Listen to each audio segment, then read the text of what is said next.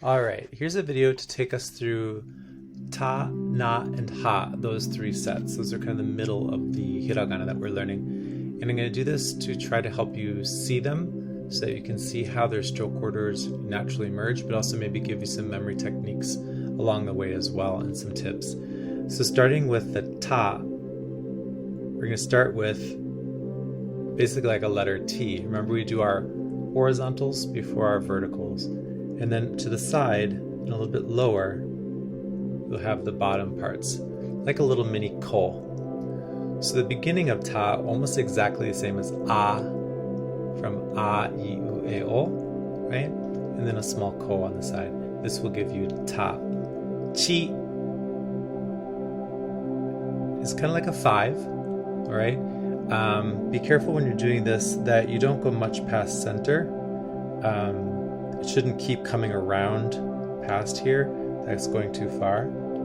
So you want to have that chi like that. But it does have that appearance of a 5 kind of in the middle there. Tsu, tsu, and be careful of the sound here. It is a TS beginning like it's. That ts, with an U and they make it tsu, tsu, tsu.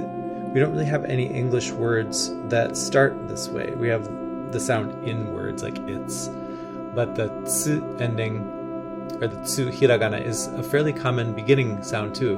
The word you might know is tsunami, right, for a large wave that can inundate from the ocean. So it kind of looks like a tsunami crashing over to the side, right? That's that middle sound from ta, chi, tsu. The next one is te, which is kind of like a 7, but a bowling ball kind of rolls into the side of it. It's a nice round side here. Te. And the last one is to. So it has a little bit of a Y to it, but it comes quite underneath like that. Now some other mnemonics that people have learned, or and give me some hints about too. Maybe this could be a 5, and a really bizarre 6, and a 7. So the middle of 5, 6, 7 of this set kind of gives you the shapes of those numbers that you're familiar with. I mentioned the tsunami. The chi could also be a cheese eater with a big old belly pouching out to the right. And remember, it's not T, it's chi, right? So ta, chi. And then tsu, T, S, U, tsu, te, to. Some people think that the to looks like a Y, so if you add a Y on the end of to, you have the English word toy, so that might help you get there.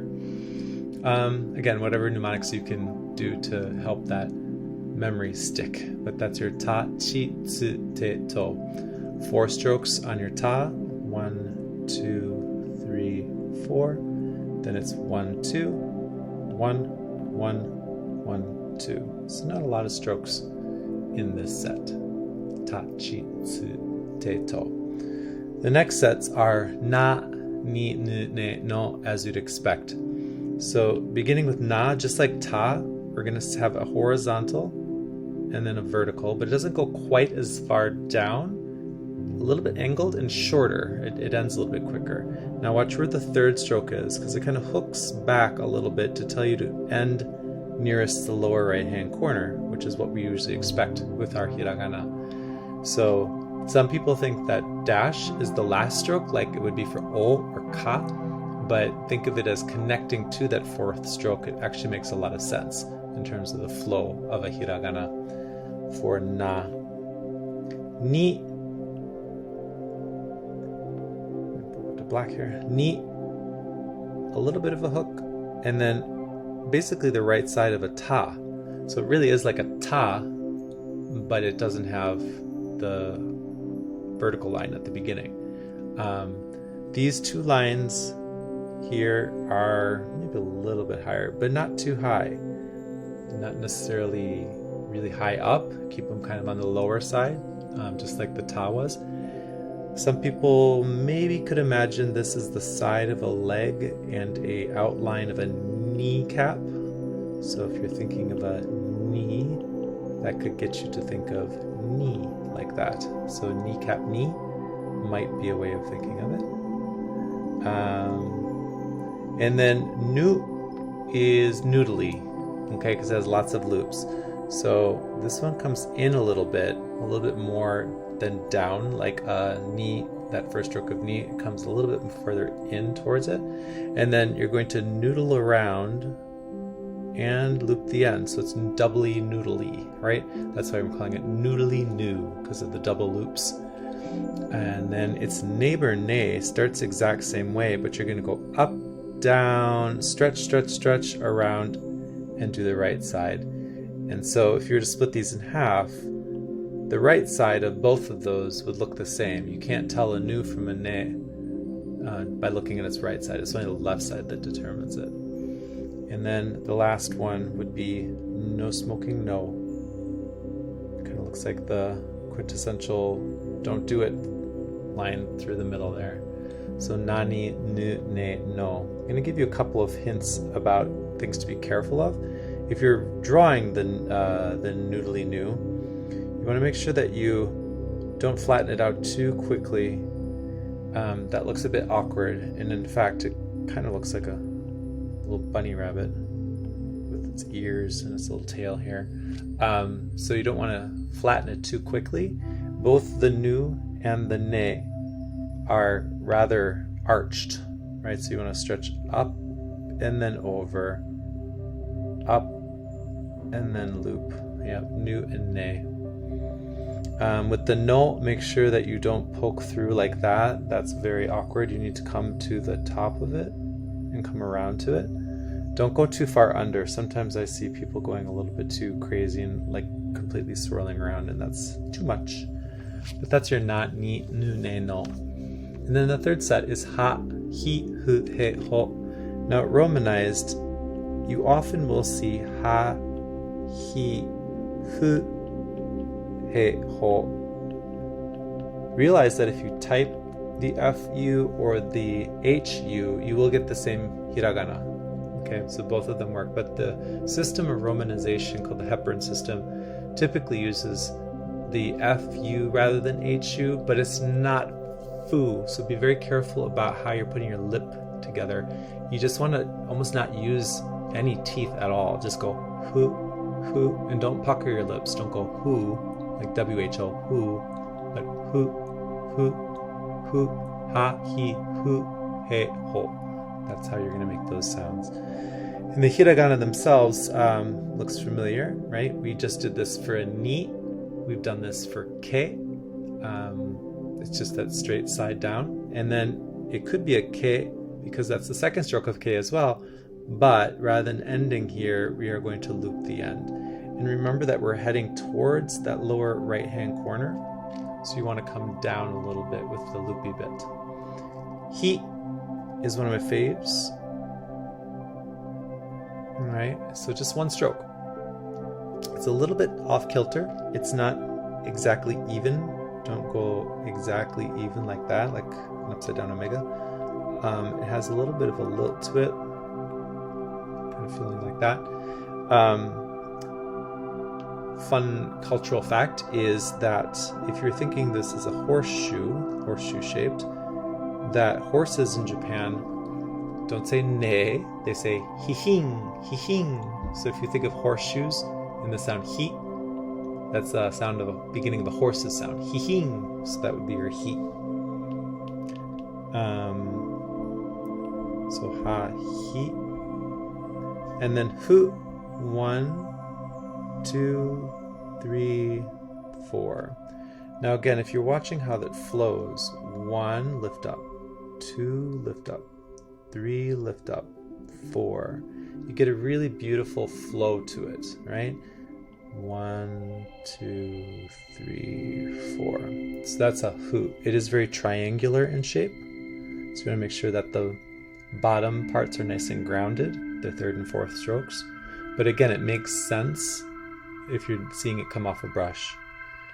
Whereas the fourth stroke, hu, is next followed by the single stroke, he. And it's not an even peak in the middle. It comes up and then a longer slide down. So haystack, hay, needle in a haystack. I'm not sure you want to think of this one. And then ho is just like ha, but we are going to put 2 strokes at the top, and do not poke through the top of that first stroke, or that, I guess, would be the second stroke. So make sure that it's flat on the top right here. You do not want anything poking through on the top of a ho. But ha and ho, the beginning and the end, look very much alike. Kind of like the a and the o have a very similar feel to it at the beginning of the first set. Ha and ho are very similar in that way as well.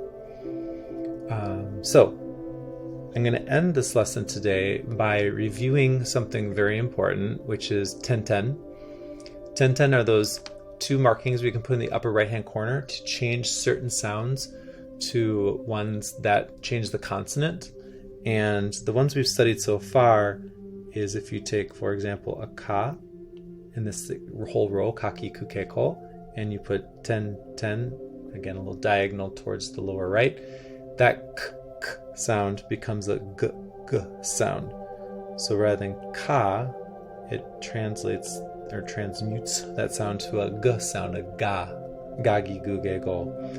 The next set that we had studied was the sas, right? So sa, shi, su, se, so, almost all normalized as za, ji, zu, ze, zo. We do have that little bit of an oddity, but the s becomes a z, with the exception of the second sound ji, from za, ji, zu, ze, zo.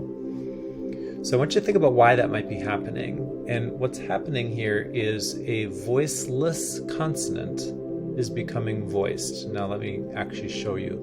If you hold your fingers on your vocal cords and you make the consonant and not the vowel, just the k, k, k, you don't feel any buzzing happening here. Same thing with s, s, s of the next row.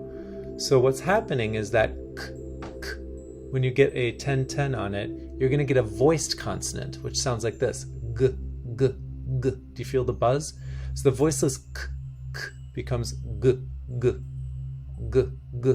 So that's why you get ga, gi, gu, ge, go, and the s, s becomes z, z, buzz, buzz, voiced. So za, ji, zu, ze, zo. Even j, j is also voiced.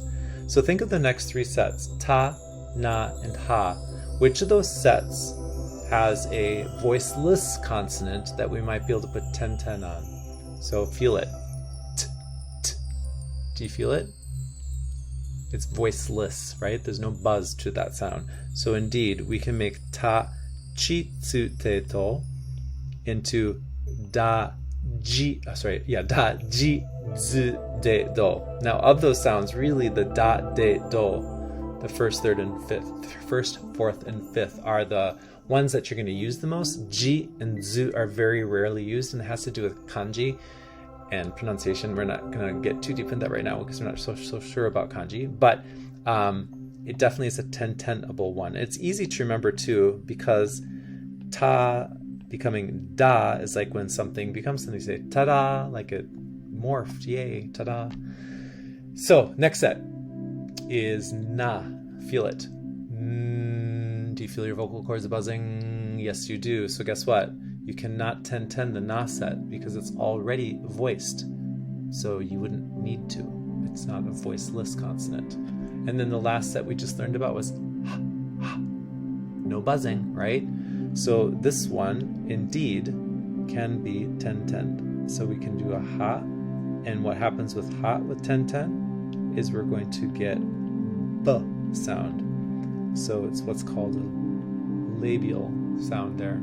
So you have the lips coming together to make the h into a ba, ba, ha, ba. And then this one actually has 2 things you can do. It's kind of a twofer set. So the ha, hi, hu, he, ho can become ba, bi, bu, be, bo with the 10-10. But you can also do something called a maru. And it's what it sounds like, just a circle.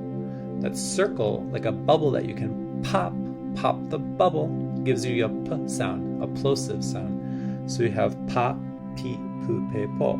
So ha becomes the p sound of pa. So you actually get 15 different sounds from ha, hi, hu, he, ho. With 10-10, ba, bi, bu, be, bo. And with the maru, pa, pi, pu, pe, po. Maru will only appear with this one set. Okay? And in fact, everything from the next set forward, the next set of 3, none of those can be TENTEN. So this is everything you need to know about TENTENs. And that's today's lesson.